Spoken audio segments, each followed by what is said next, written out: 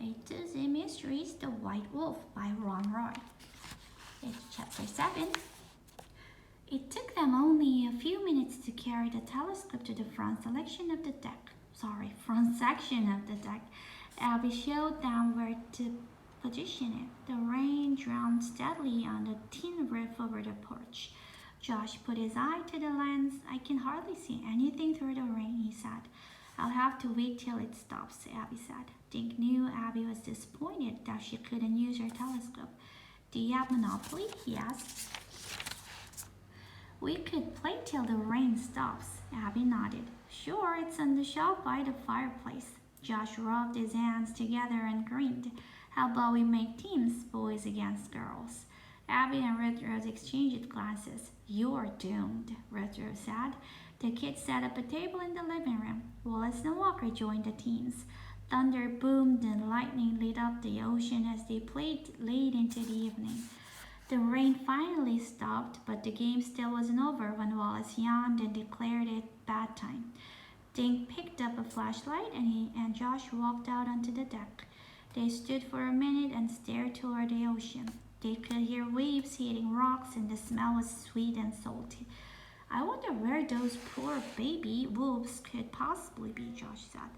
And the mother, Dink added. Gee, maybe she came down here and crawled into your bed. Josh laughed. Grandmother, what big teeth you have, he said like Little Red Riding Hood. The boys made their way around the deck and slept inside their tent. After they were undressed and beneath their blankets, Dink reached out and shut off the lamp. He was almost asleep when Josh grabbed his shoulder.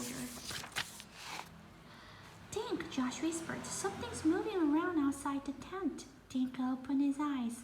What? All I hear is you keeping me awake. Shh, listen, Josh hissed. Dink yawned.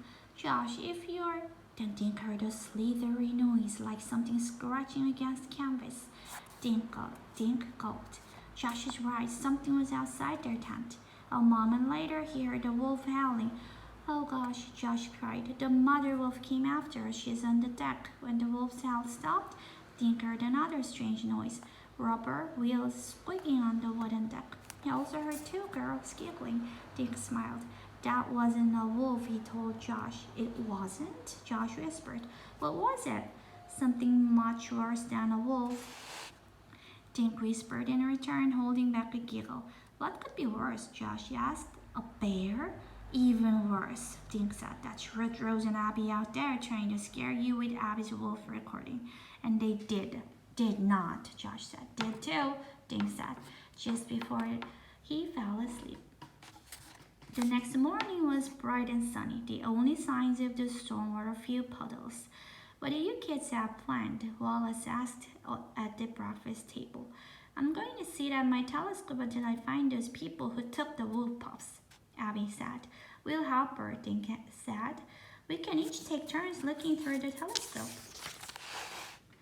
Wallace stood up and carried her plate to the counter. Well, I'm going grocery shopping. Food disappears fast in this house. I'm going to work on my plane, Walker said. He helped clear the table, then left through the back door.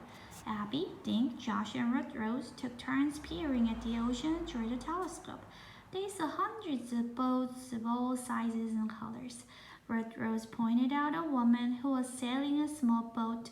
She had short blonde hair. Abby shook her head. No, the one I saw had a ponytail, she said. It was sticking out that little opening in the back of her baseball cap. It was Josh's turn at the telescope.